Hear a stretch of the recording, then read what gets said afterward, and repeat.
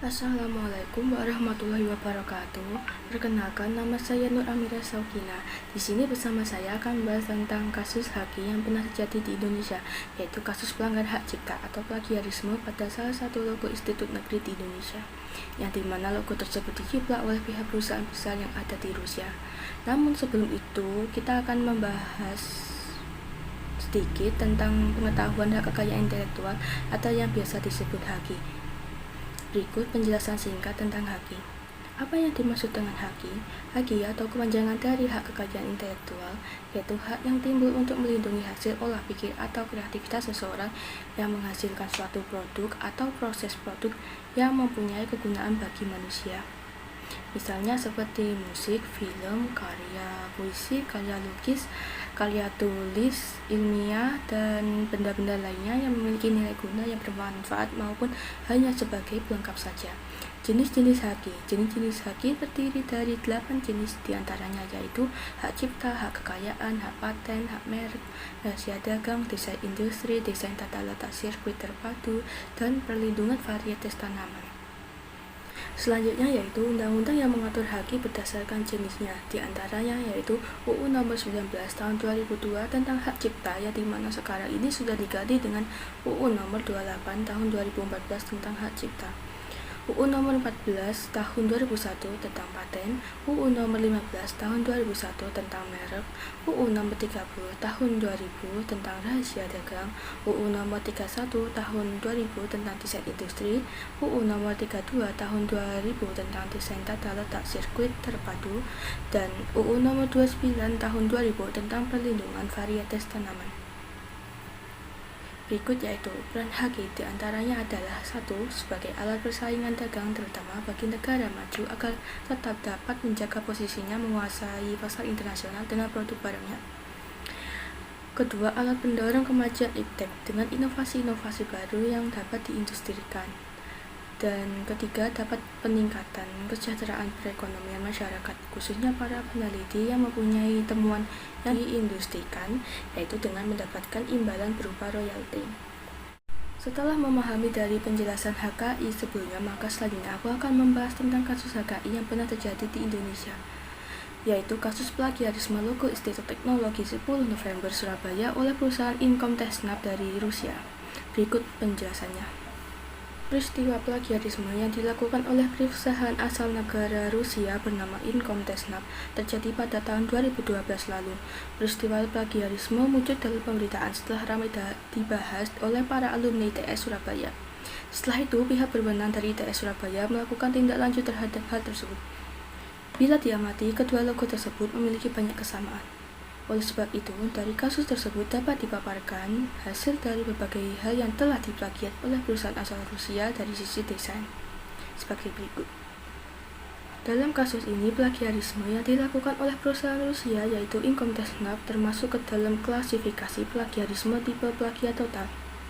Hal ini dikuatkan dengan berbagai bentuk yang dikaitkan dengan teori dari Sulistyo di dalam bukunya menyampaikan bahwa plagiarisme atau plagiat dapat diklasifikasi dalam beberapa tipe, yaitu plagiat ringan dengan jumlah plagiat kurang dari 30%, plagiat sedang dengan jumlah plagiat 30% sampai 70%, dan plagiat total dengan jumlah plagiat lebih dari 70%. Maka dari itu, jumlah plagiat yang dilakukan oleh perusahaan asal Rusia yaitu jenis plagiat total sebesar lebih dari 70%, yang terdiri dari berbagai tinjauan sebagai berikut. 1. Ditinjau dari kemiripan bentuk lambang ataupun lambang-lambang ITS Surabaya yang diplagiat oleh perusahaan Rusia terdiri dari bentuk roda, teknik yang terdapat pada nomor 2. Kemudian lambang yang diplagiat adalah Tugu Pahlawan dan bunga Wijaya Kusuma yang dapat dilihat pada gambar ke-1. Dalam hal ini sangat terlihat jelas dalam plagiat yang dilakukan oleh perusahaan ITS Rusia sama persis hingga detail dari bentuknya pun tidak ada yang berbeda. Kedua, ditinjau dari warna latar belakang. Apabila dilihat dari seksama, penggunaan warna latar belakang yang terdapat pada logo perusahaan ITS Rusia hampir menyerupai dengan warna belakang yang dimiliki oleh ITS Surabaya, yakni sama-sama berwarna biru. Akan tetapi masih terdapat perbedaan, yaitu latar belakang yang terdapat pada logo ITS Surabaya berwarna biru muda dan lebih terang, sedangkan pada latar belakang yang tercantum pada logo perusahaan ITS Rusia memiliki warna biru tua dan lebih gelap. Hal tersebut dapat dilihat pada gambar ketiga. Ditinjau dari bentuk logo. Bila ditinjau dari kesamaan logo yang dimiliki oleh perusahaan asal Rusia, hal plagiat yang dilakukan dalam bentuk perisai yang terdapat pada gambar ketiga secara ukuran memiliki persamaan dengan logo ITS Surabaya. Keempat, ditinjau dari bentuk tulisan singkatan. Berikutnya, plagiat lainnya yakni tulisan singkatan ITS yang memiliki kesamaan bentuk dan ukuran. Ada sedikit perbedaan dalam hal ketebalan huruf pada logo perusahaan ITS Rusia, lebih tebal dibandingkan dengan ITS Surabaya. Dan penggunaan warna pada huruf ITS Rusianya juga berbeda dengan ITS Surabaya. Selain hal-hal yang dijelaskan sebelumnya, bukti plagiarisme juga dapat ditemukan dalam tata letak atau layout logo yang dibuat. Agar dapat terlihat lebih detail bentuk keseluruhan plagiarisme dari logo perusahaan ITS Rusia terhadap perguruan tinggi ITS Surabaya sebagai berikut. Dari gambar tersebut, terbukti bahwa logo Inkomtesnab benar-benar melakukan plagiat logo ITS Surabaya, karena letak penempatan desainnya yang dalam bentuk grid sama persis. Yang membedakan hanyalah penempatan tulisan Inkomtesnab dalam bahasa Rusia yang lebih besar ukuran typeface-nya dibandingkan tulisan Institut Teknologi 10 November. Selain itu, dari setiap sisi ruang kosong tidak memiliki perbedaan antara logo yang dimiliki oleh perusahaan Inkomtesnab asal Rusia dengan logo yang dimiliki oleh Institusi Teknologi 10 November Surabaya.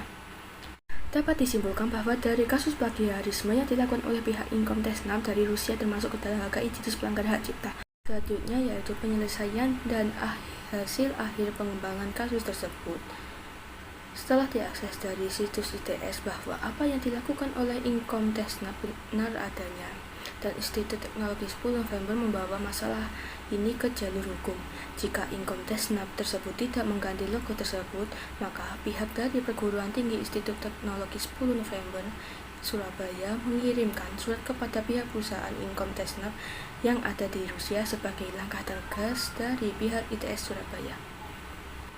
Berdasarkan hasil penelitian dari Edo Galasro Limbong, Siti Amalia, dan Ibnu Fadila yang berjudul Analisis Plagiarisme Logo oleh Inkomtesnab, bahwa plagiarisme yang dilakukan oleh perusahaan Rusia sebesar 70% yang tergolong ke dalam jenis plagiat total menurut Sulistyo dalam bukunya, yang kemudian ditinjau dari kemiripan bentuk lambang, warna latar belakang, bentuk logo, dan bentuk tulisan singkatan. Saya setuju dengan usaha dari pihak ITS Surabaya dalam menyikapi permasalahan ini dengan membawa ke jalur hukum. Kasus tersebut sudah melanggar hak cipta yang sudah diatur dalam Undang-Undang Nomor 28 Tahun 2014 yang menjelaskan tentang hak cipta. Sekian dan terima kasih sudah menonton presentasi tentang kasus pelanggaran HKI di Indonesia dan semoga bermanfaat untuk kita semua. Dan jangan lupa like dan subscribe-nya ya, karena dengan menekan like and subscribe itu gratis. Sekian dan terima kasih banyak. Wassalamualaikum warahmatullahi wabarakatuh. See you next video on my YouTube channel. Bye bye.